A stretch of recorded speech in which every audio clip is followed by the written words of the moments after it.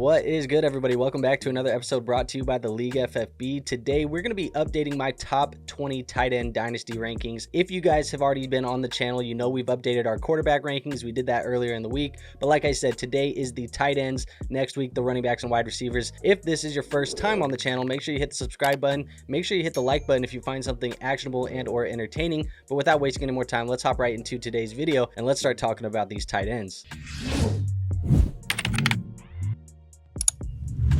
So as you can see, I got the tier maker pulled up on the screen. We got 7 tiers to get through all 20. There's a little bit of bonus, guys. I'm not going to lie. We get to like 22 or something to finish off tier 7, but we got 7 tiers for today's video. Let's kick it off in tier 1. I got 2 guys, and it's really the top 2 tight ends in Dynasty. Brock Bowers, Trey McBride. Both of these guys are young. Both of these guys are elite from a fantasy points per game perspective. Brock Bowers obviously having the best tight end rookie season of all time. 15.5 fantasy points per game, just 22 years old. He's going to be a dominant tight end asset for a long time. Some people may try to make the comparisons to Brock Bowers and Sam LaPorta's rookie season, because if you remember last year at this time, we were all talking about Sam LaPorta as the tight end 1. The difference is Brock Bowers did his in receptions and receiving yards. Sam LaPorta did his in touchdowns, which aren't as sticky. We've talked about that before on this channel, but I just wanted to remind you folks. But Trey McBride, he's another guy that does it with the receptions, does it with the receiving numbers. He didn't score really any touchdowns this year. There's a big part of the season where everybody was like, when is Trey McBride going to get into the end zone? I remember the announcers at the game were trying to make it a big deal for him to get into the end zone. He didn't score any touchdowns. He still averaged 15.6 fantasy points per game, was absolutely dominant. And these two guys, I think, are truly the elite cornerstone type of tight end assets for Dynasty Fantasy Football Leagues. Now let's move on to tier 2. I only have one guy, and I think he kind of stands alone. It's going to be Sam LaPorta. He's 24 years old. He averages 10.9 fantasy points per game. There's a little bit of concern, just a tiny bit, nothing crazy, but they did lose Ben Johnson in this offense. Obviously, he goes to the Chicago Bears. How is that going to affect Sam LaPorta?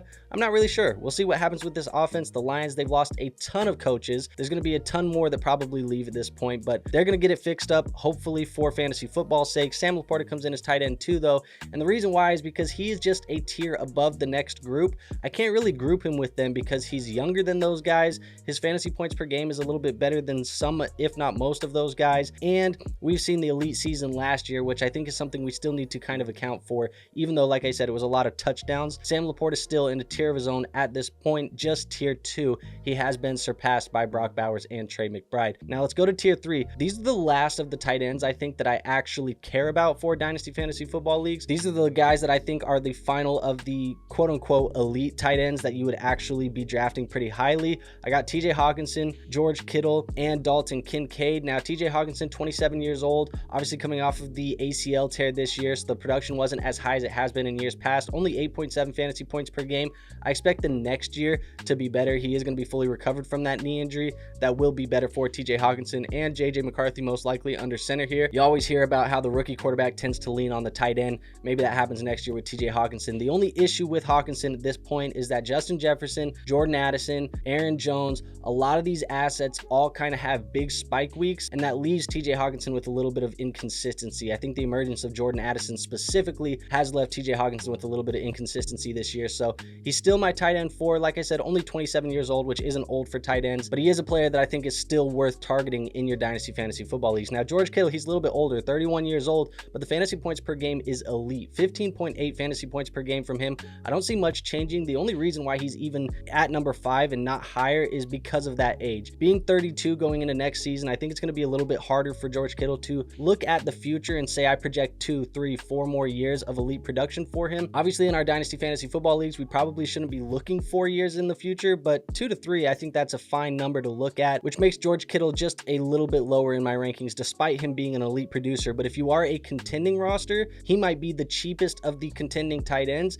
and he's going to give you elite production still. So George Kittle definitely still a difference maker for fantasy football teams. And now that takes me to Dalton Kincaid. Dalton Kincaid is a player that kind of disappointed me this year. I expected a lot more. Obviously, with the receiving room of Stephon Diggs and Gabe Davis leaving, we expected a lot of those targets to go to Dalton Kincaid, and really this year he was not that involved. involved. Still 25 years old, first round draft capital, attached to Josh Allen. I think there's still some things to be excited about, but I've cooled off on the hype for Dalton Kincaid. That is why he's at the back end of this tier. But despite all of those things that really have cooled off the hype, I think he's still a solid tight end asset, and I think that there's still a lot of potential. And because of that, I'm still going to view him in the back end of this tier 3 here with TJ Hockenson and George Kittle. Now let's go into tier 4. These are the good tight ends. I think all of these guys are fine, but like I said, after tier 3, it feels like the level of production that you're getting from some of these guys is fairly replaceable, even all the way down to like tier 6. So there is not a huge gap between tier 4 and tier 6 to me in my rankings. There is going to be a tier break, but like I said, it's just very replaceable value, especially at a position that doesn't really matter too much as far as the production goes. So let's go on to tier 4. I got Tucker Kraft in this tier, Mark Andrews in this tier, and David Njoku in this tier. This is the entire tier. Kraft kind of emerged this year with Luke Musgrave off the field. I still am a little bit curious as to how this shapes out with both of those guys on the field for the majority of the year, but 24 years old for Tucker Kraft, 9.6 fantasy points per game. He's attached to Jordan Love as well. Should be a pretty solid player for a while. Somebody I'm still excited about. Mark Andrews, obviously a lot of the narrative for Mark Andrews right now after what we saw in that divisional round where he dropped the 2-point conversion and he had a fumble and some of that stuff. A lot of people are talking a lot of negative stuff about Mark Andrews. I'm not too worried about it at the most part. 29 years old. He is going to hit that 30-year-old threshold next year, which is a little bit worrisome as far as age goes, because once you hit 30,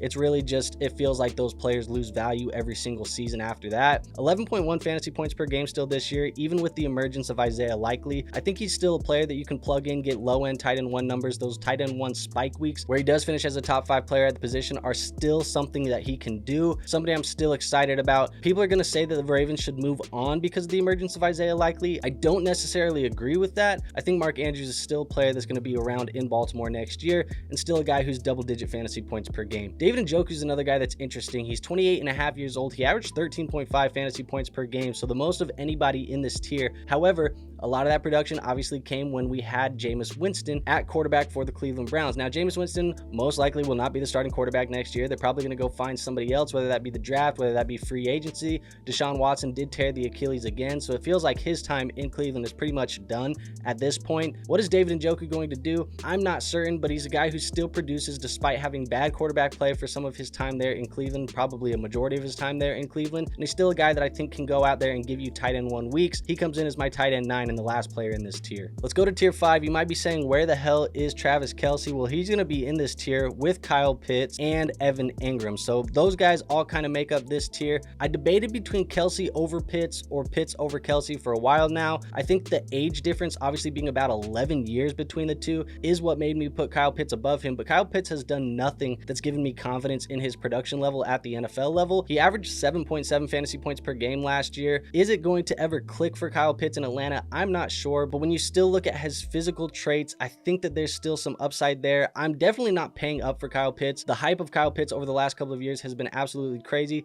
I do not believe that those are the prices that you should be paying. Obviously, he's in a tier here with some 30-year-old tight ends in about that 10 to 12 range, which does make him a low-end tight end 1, but I think this is probably where he belongs still. You could argue that a lot of the guys in tier 6 could outproduce him as well, but like I said, based off of, maybe it's just fake potential at this point, but I'm still going to have him as a top 10 guy. But a lot of these guys can replace the value of a guy like Kyle Pitts if you're done with him, and I don't blame you. If you're looking for contending production, Travis Kelce is definitely a player that you can still look at. 12.2 fantasy points per game. That was a step down this year from what we've seen from him in years past. I still think he's going to be a player that, as long as he's on the football field, will produce at those double-digit points per game.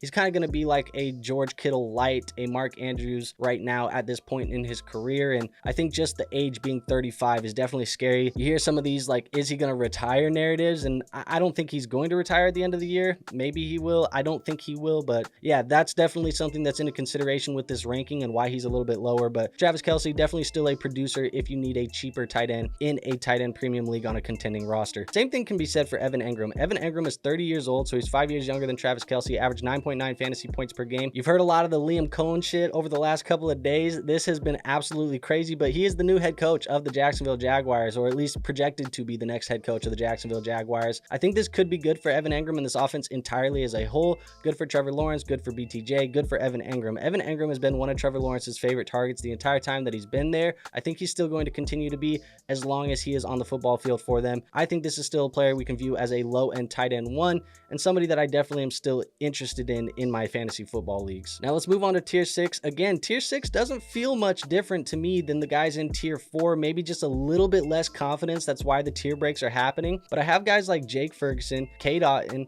Isaiah Likely, Cole Kmet, and Pat Freiermuth. And some people might say that that's kind of crazy, but when I'm looking at guys like Kyle Pitts, who averaged 7.7 fantasy points per game, and guys like Jake Ferguson, who averaged 7.5, and they're damn near the same age, it doesn't feel too much different. And maybe the same can be said for guys like Tucker Kraft, who averaged 9.5 fantasy points per game, and guys like Pat Freiermuth, who averaged 9.9 fantasy points per game. That's what I'm saying, is it feels like the tight end value after tier 3, all of this is just replacement level, and you have to pick who basically is breaking out that year, who's going to get more opportunity that year. That's what the tight end position feels like to me. But Jake Ferguson coming in at 13, like I said, 7.5 fantasy points per game. I still believe he's going to be one of the bigger contributors here in Dallas in the receiving game. Are they going to be able to go get a number 2 wide receiver? I'm not sure. Is Dak Prescott going to be the quarterback? I think so. And who is going to be the head coach? I'm not sure. We'll see what happens over there in Dallas, but Jake Ferguson should still remain a consistent target for Dak Prescott. K. Dalton, 25 years old, 10 fantasy points per game, had a little bit of a breakout in Liam Cohen's year as the offensive coordinator. Did that happen because Chris Godwin was off the football field and Mike Evans was off the football field for a period of time? Possibly. Chris Godwin's still a free agent though.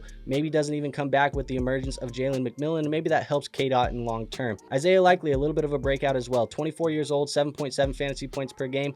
I think it's going to be hard for Likely to fully emerge and fully take that step forward until Mark Andrews leaves this Baltimore Ravens offense. Like I said, I don't believe that's going to happen in 2025. However, if it does, I think Isaiah Likely would have an argument to move all the way up into that tier 4 type of range for fantasy football purposes. But right now, with Mark Andrews in the lineup, I think a lot of people are a little bit too high on Isaiah Likely just because they want him to become the next tight end for the Ravens and not necessarily are looking at it as if he probably won't until Mark Andrews is gone. Two more guys that are a little bit interesting to me, Cole Kmet and Pat Freiermuth. Both players will be 26 years old going into the 2025 season. Cole Kmet just got the Ben Johnson upgrade, which is exciting. Are they going to kind of use him the same way that they use Sam LaPorta? Maybe. I think this makes him an intriguing buy low at the moment, but somebody that I'm not willing to pay up for if people are super excited about Ben Johnson. And then Pat Freiermuth, he's a guy that seems like he's always consistent. Like I said, 9.9 fantasy points per game. He's a good, not great tight end option. He doesn't have those big blow up weeks. I don't think that the Steelers really pass the football enough, nor do they give him enough volume for those to happen, but he does seem to always find the end zone. He does seem to always be a little bit involved, and that does always result in him being in that like 9 to 11 fantasy points per game territory. I think he's a good, not great tight end option, but like I said, a lot of these guys outside of tier 3 are probably good, not great options in general. And now let's go to tier 7. I said we had the top 20 tight ends, but I'm going to throw a couple extras in there just to finish out the tier. I got Jonnu Smith, I got Dallas Goedert, I got JT Sanders, Ben Sinnott, and I got Theo Johnson. That finishes off the entire tier. Let's talk about Jonnu. He kind of emerged, 29 years old. He's going to continue to be in this Miami Dolphins offense. He finished with 13.1 fantasy points per game. There was a period of time where Jonnu Smith was elite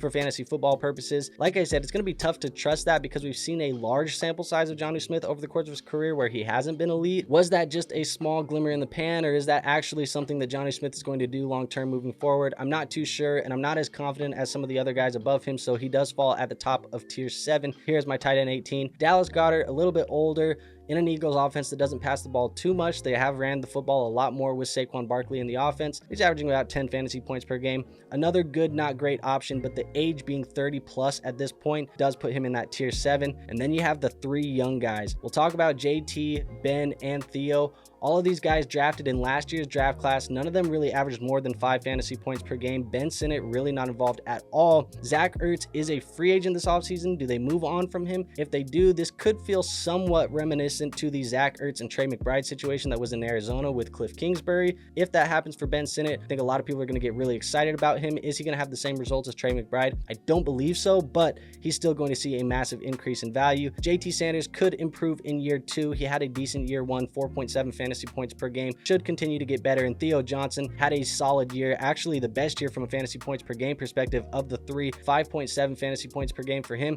The issue is, who's going to be the quarterback long term? Is it going to be Shedeur Sanders? Is it going to be Cam Ward? Is it going to be Kirk Cousins, Derek Carr? We've seen a lot of rumors about a lot of quarterbacks in New York. We'll see what happens, but Theo Johnson, an interesting low-end type of tight end that I think you can take a shot on as a tight end 2. Hopefully he can develop into something more. That can be said for all 3 of those young guys, to be honest, but those are my top 20 tight ends going into 2025. All right, so there you have it. Like I said, my top 20 rankings at the tight end position going into the 2025 offseason was a little bit of a yap session. I know we kind of just talked about the tight end. It's not the most exciting position to talk about. And really, like I said, once you get out of that tier 3, it feels like a lot of these guys can be replaced by guys in lower tiers if you're trying to budget in your roster construction. So maybe that's something to think about, but hopefully you guys still found something actionable, something entertaining, something informative in this video. If you did, hit the subscribe button for me, making sure that you're around to see those running backs and the wide receiver versions of these episodes.